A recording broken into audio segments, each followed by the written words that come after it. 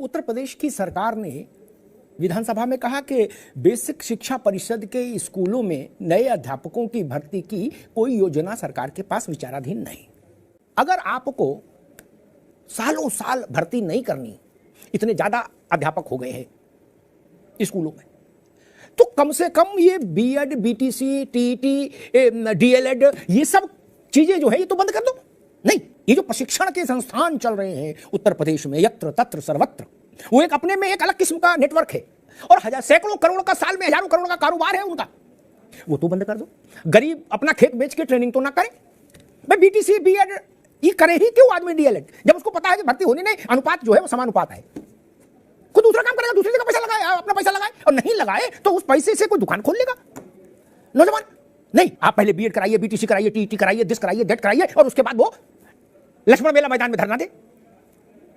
जैसे अगर ये तय हो कि स्टेशन पर आज पूरे दिन कोई ट्रेन नहीं आएगी, मालगाड़ी भी नहीं आएगी, रेलगाड़ी छोड़ो, तो फिर उस दिन की टिकट तो मत बांटो। टिकट क्यों बांट रहे हैं? कह दीजिए टिकट भी नहीं आज उपलब्ध है, गाड़ी है नहीं, यात्रियों को टिकट बेच दी, वो अंदर आ जाएंगे स्टेशन पर, तब क्या दृश्य बनेगा? और क्या फिर ये आक्रोश का कारण नहीं बनेगा? ये बड़ा प्रश्न है। ये जिस ढंग के जितने प्रशिक्षण संस्थान है ना उत्तर प्रदेश में, उनमें से अधिकांश अगर आप देखेंगे ग्रास रूट लेवल पर जाकर, तो आप पाएंगे वो राजनीतिक लोगों के संरक्षण में ही फले फूले। उनका एक अलग गोरख धंधा है, पूरी एक किताब उपन्यास उन पर लिख जाए जो यहाँ कारोबार है। ये तो बंद कर दीजिए स्थायी तौर पर। नहीं, 5 साल अगर आपको लगता है कि अब अध्यापक की जरूरत नहीं, 5 साल बंद कर दीजिए। मुझसे युवाओं ने पूछा कि यह भी अमिताभ जी पूछा जाना चाहिए कि 2019 से भर्ती नहीं आई, नहीं कोई, और 19 से 23 तक अध्यापक जो सेवानिवृत्त हुए उनकी भरपाई कैसे हुई? सवाल है, इसका ईमानदारी से उत्तर आना चाहिए शासन की ओर से। बंद कर दो इन स्कूलों को, टेम्परेरी नोटिस लगा दो कि भाई 5 साल बंद रहेंगे। क्या कम से कम घर मकान बेच के जो आदमी ट्रेनिंग कर रहा है उससे तो बचेगा, जब उसको धरना ही देना है लक्ष्मण मेला मैदान में बाद में। राकेश जी। सर, सबसे पहले आपका बहुत बहुत धन्यवाद, आपने इस मुद्दे को अपने चैनल के माध्यम से उठाने का प्रयास किया। देखिए, सबसे पहले जो अभी माननीय बेसिक शिक्षा मंत्री का एक बयान लगातार विधानसभा में जारी हुआ है कि शिक्षकों का जो अनुपात और छात्र और शिक्षक का अनुपात है सब सही चल रहा है। तो सबसे पहले सर मैं आपको बताना चाहूंगा कि 2015 के बाद से इन्होंने किसी भी प्रकार की कोई नई शिक्षक भर्ती का विज्ञापन पहली बात तो जारी नहीं किया है, और दूसरी बात जो शिक्षा मित्रों को लेकर, शिक्षा मित्रों का जो 1,37,000 पद था, समायोजन सुप्रीम कोर्ट से रद्द हुआ, उसी को लेकर ये 2 पार्टों में भर्ती करा पाए।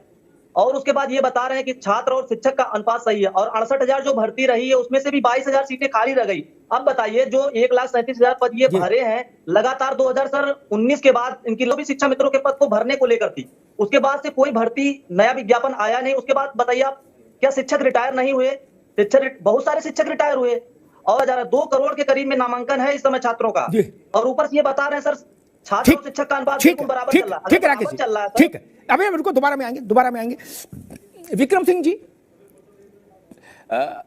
चलो हम करें इस विधानसभा में अपनी जान बचाने को ही बाबू ने लिख के दे दिया मंत्री जी को टाइप करके कि आप बोल देना शिक्षा मित्र, अनुदेशक सब जोड़ के अनुपात समानुपात हो गया। क्या अब ये बोल बाहर आ जाना, बल्ले बल्ले छोड़ो, बहुत लंबा कलेश हो जाएगा। लेकिन जब आप सदन जैसे जगह पर, लोकतंत्र में उससे बड़ी कोई जगह नहीं, वहां का बोला पत्थर की लकीर रिकॉर्ड में जाता है, इतिहास में दर्ज होता है। आप कह रहे हो कि भाई इनको जोड़कर हमारे पास पीटीआर पूरा है, तो कुछ मानदेय भी ठीक हो जाए। नहीं, तनख्वाह में का शब्द मैंने इसीलिए इस्तेमाल आप लोगों के लिए नहीं किया, लेकिन मानदेय तो दे सकते हैं संदीप बाबू। नहीं, अभी कितना मिल रहा है अनुदेशक को विक्रम सिंह जी? 9,000 सर। बताइए जी। 13 में ज्वाइनिंग हुई थी सर, और अभी 9,000 मिल रहा है जी। और सर हम उनके इस बयान का स्वागत करते हैं जी, लेकिन स्वागत हम करते हैं, लेकिन सर हमें, यदि आप शिक्षक मान रहे हैं तो हमें उसका जो सम्मानजनक है वो भी आप नहीं दे रहे हैं। मुझे बड़ी खिन्नता हो रही है कि आखिर ये संस्थान प्रशिक्षण वाले क्यों चल रहे हैं। मैंने शुरुआत में कहा था, अगर आपने सुना हो, कि जब ये तय हो गया कि भाई हफ्ते भर तक स्टेशन पर कोई ट्रेन नहीं आएगी, रेलगाड़ी छोड़ो, मालगाड़ी भी नहीं आएगी, तो स्टेशन का गेट बंद करो, ताला लगाओ। टिकट क्यों बांट रहे हो? जो यात्री अंदर जाएगा वो क्या करेगा? वो भजन करेगा। ये क्या खेल है भाई? जब अनुपात इतना बड़ा समानुपात हो गया कि अब बरसों बरस नहीं इसमें जरूरत पड़ेगी, तो ये बंद करो। बीएड के स्कूल, बीटीसी के स्कूल, दिस दैट सब।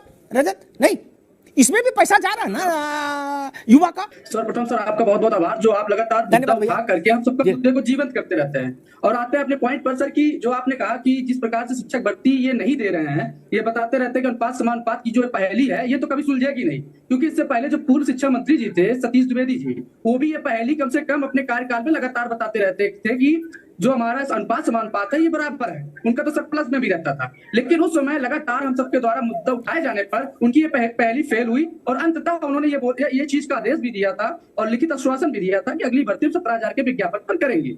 लेकिन तो बहुत सारे बच्चे तो वहां भी पैसा दिए होंगे, अब इन्होंने कह दिया कि जी कोई विचाराधीन नहीं, अब क्या होगा? सर जिस प्रकार से जो है बच्चे भर्ती का जो जिस प्रकार बच्चों का उद्दीपक भर्ती है, उसी प्रकार से कोचिंग संस्थानों का उद्दीपक हम सब बच्चे हैं, क्योंकि जब तक उनके कोचिंग संस्थान में हम सब जैसे छात्र पढ़ने नहीं जाएंगे उनकी रोजी रोटी कैसे चलेगी। उसी प्रकार वो सब सबने दिखा करके कि आओ पहले पाओ, जिस प्रकार से कोई बहुत सारी कोचिंग संस्थाएं बताती रहती है भर्ती आ रही है तो पढ़िए, क्योंकि भाई उन्हें भी तो अपना घर परिवार चलाना है, हमको भी तो नौकरी लेकर के अपने घर परिवार को देखना। उसी प्रकार से अगर ऐसा झूठा अफवाहें ना फैलाए तो बच्चे कहां पढ़ने जाएंगे। ठीक रजत बाबू, ठीक है, 20-20 लाख बच्चा टीटी पास करके निकल जाता है, ठीक, बहुत उदार हो जाएंगे तो 40,000, 50,000, 60,000 भर्ती कर देंगे, बहुत हो जाएंगे तो उसका भी डंका 5 साल बजाओगे क्या? फिर 5 साल सांस नहीं लोगे कोई भर्ती की क्या? ये 20-20 लाख क्यों, कहां से आ रहे, क्यों नहीं इस पर प्रतिबंधन रोक लगता है? अगर ट्रेन में 100 आदमी बैठ सकते हैं तो हट रहे हैं, वो 9,900 क्या करेंगे? भगवान का भजन करेंगे स्टेशन पे?